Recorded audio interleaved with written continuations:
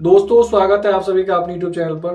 तो आज हम बात करने वाले पश्चिमी उत्तर प्रदेश के एक चर्चित लोकसभा सीट, जी हाँ, मुजफ्फरनगर लोकसभा सीट के बारे में आज हम बात करने वाले हैं। यहाँ से बीजेपी के वर्तमान के सांसद है संजीव बालियान, और सपा ने हाल ही में अपना तीसरी लिस्ट जारी किया, उसमें हरेंद्र मलिक को मुजफ्फरनगर से कैंडिडेट अपना घोषित किया है। तो आज इन दोनों के बारे में बात करेंगे, हरेंद्र मलिक वर्सेज संजीव बालियान, दोनों में से इस बार कौन बाजी मारेंगे। हालांकि ऐसा माना यह जा रहा है कि 2 बार से जो यहाँ पर सांसद रहे हैं वो है संजीव बालियान, वर्तमान में भी है, लेकिन वो काफी मेहनत कर रहे हैं, कड़ी मेहनत कर रहे हैं। और इसका अंदाजा ये लगा जा सकता है कि बीजेपी जो है यहाँ दोबारा फिर से संजीव बालियान पर ही रिस्क ले सकती है, क्योंकि यहाँ पर काफी ज्यादा पॉपुलर चेहरा है और 2 बार लगातार जीत चुके हैं। केंद्र में गृह राज्य मंत्री भी रह चुके हैं, यानी कि राज्य मंत्री भी रह चुके हैं, फिलहाल अभी तो नहीं है। लेकिन अगर हम बात करें तो लोकसभा 2024 काफी नजदीक आ चुका है और नरेंद्र मोदी की अगुवाई वाली एनडीए जो सरकार है वो तीसरी बार सत्ता पे काबिज होने के लिए काफी ज्यादा मेहनत कर रही है और जोर लगा रही है। वहीं पर अगर विपक्ष की बात करें तो अपना उन्होंने एक अलायंस बनाया जिसका नाम है इंडिया गठबंधन, वो भी सियासी तौर पर उलटफेर करने के लिए तैयार है। तो उसी के मद्देनजर अगर हम बात करें यहाँ पर वोटर्स की, तो कुल मतदाता जो है वो मुजफ्फरनगर में वो है 16,98,003 मतदाता है। अगर पुरुष मतदाता की बात करें तो 9,21,279 मतदाता पुरुष है। अगर महिला मतदाता की बात करें तो 7,76,613 मतदाता महिला है। तो अगर इसमें अगर मुजफ्फरनगर में कितनी विधानसभा सीट आती है तो कुल मिला के 6 विधानसभा सीट आती है। 6 में से 5 विधानसभा सीट जो है पे कब्जा है गठबंधन का, यानी समाजवादी पार्टी और आरएलडी यानी लोक दल का। हालांकि आरएलडी अभी इंडिया का अलायंस से अलग होकर के एनडीए गठबंधन में शामिल हो चुकी है। तो फिलहाल अभी फिर भी यहाँ पर जो है समाजवादी पार्टी के पास बढ़त है विधानसभा चुनाव के बारे में बात करें तो इसमें मुजफ्फरनगर शहर, बुढ़ाना, जानसार, चरथावल और साधाना विधानसभा सीट आती है, जिसमें 5 विधानसभा सीट जो है बीजेपी हार गई थी और 1 ही जीत पाया था।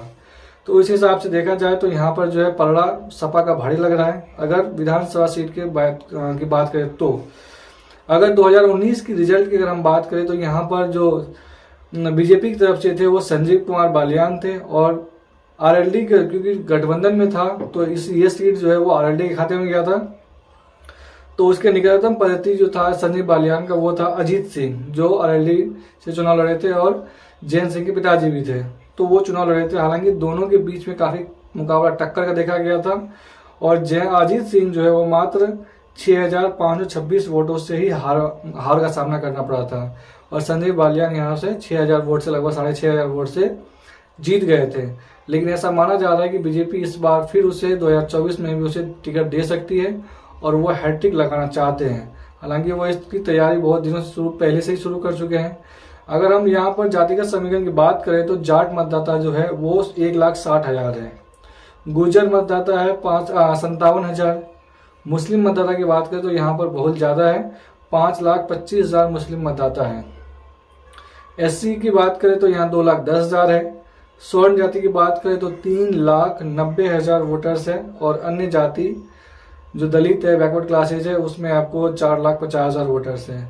तो ऐसा माना जा रहा है कि मुजफ्फरनगर लोकसभा सीट जो है वो मुस्लिम बहुल सीट भी कहा जा सकता है, क्योंकि सबसे ज्यादा आबादी जो है इस सीट पर वो मुसलमानों की है, लगभग 5,25,000। अगर मुस्लिम और जाट एक तरफ हो जाए तो सीट को निकालना आसान हो सकता है।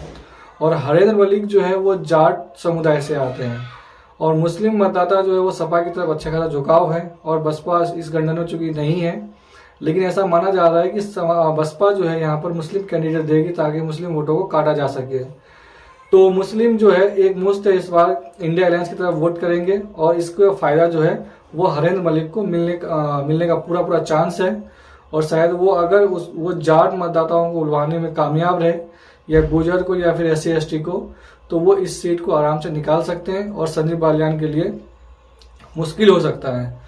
तो आप इसके बारे में क्या सोचते हैं, यहाँ पर कौन जीत सकता है? संजीव बालियान हैट्रिक लगाएंगे या फिर हरेंद्र मलिक यहाँ से दोबारा जीत करके लोकसभा पहुंच सकते हैं? अब हमें कमेंट बता सकते हैं कि दोनों में से कौन किसका पलड़ा भारी है, संजीव बालियान या हरेंद्र मलिक।